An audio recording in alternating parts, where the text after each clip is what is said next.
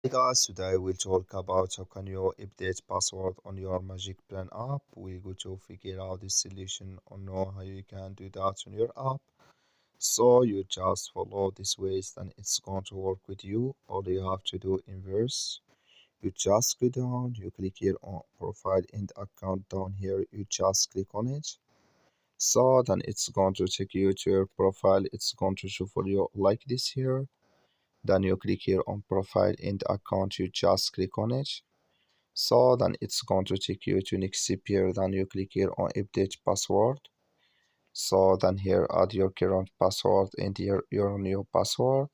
Then you confirm new password here and you click on update password. Then here automatically it's going to change video or update video on your Magicplan app. That's all you have to do. That's all. Thank you for watching. Don't forget to support us by like and subscribe.